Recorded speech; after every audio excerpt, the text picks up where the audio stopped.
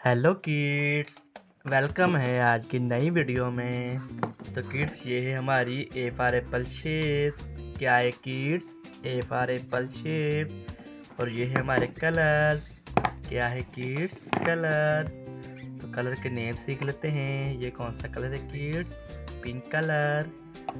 ये कौन सा कलर है किड्स? Orange colour. ये कौन सा कलर है किड्स? Yellow colour.